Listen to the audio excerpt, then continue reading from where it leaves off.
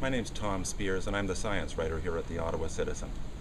Back on June 23rd of this year, a lot of us, like me, were sitting in little gray cubicles when all of a sudden the ground shook, the building shook, they started to make loud noises.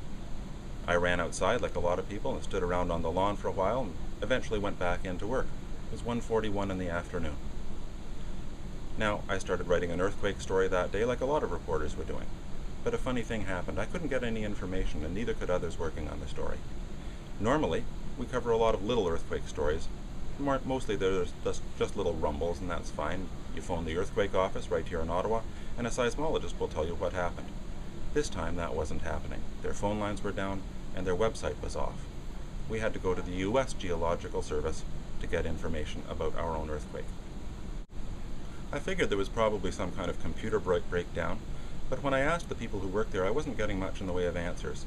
So a day or two later, I filed an access to information request asking for emails in and out of that small department and the media relations unit at Natural Resources Canada. I paid $5. I wasn't really expecting much. 4.5 months passed, and one day a courier came to my house and dropped off a big box. It was full of these papers. They're printed on 2 sides. It's about 2,500 pages. That's about 3 times War and Peace. This was the emails in and out of a little department of about 10 people over a 24-hour period, and it was stunning, stunning stuff.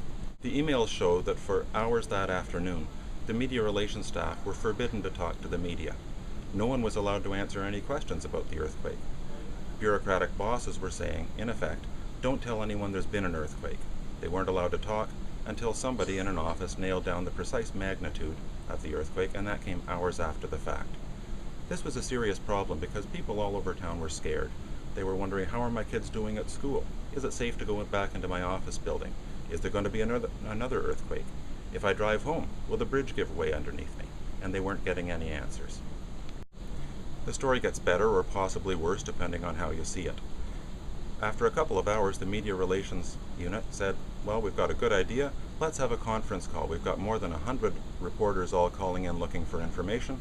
We can have one big conference call, put on some earthquake experts, and answer everybody's questions at once. It was a great idea, but just one problem. They had to get approval. Approval had to come from multiple levels all up and down the bureaucratic ladder, and that took hours more. Finally, they did get it. They put out the approved press release saying, call us, we'll have a conference call. The release went out 24 minutes after the conference call began, and about 2 minutes before the conference call ended. Funny thing, almost nobody was on the conference call. Now, it's easy to laugh off all this, silly old bureaucratic rules, and we all have heard those before. But what if there's a real problem someday? What if there's a tornado? What if there's a big fire that destroys buildings? What if there's a terrorist incident? What if there's another earthquake that's bigger than this one, or a flu pandemic that's worse than the one we had last year? Is the government going to respond by telling people things or not?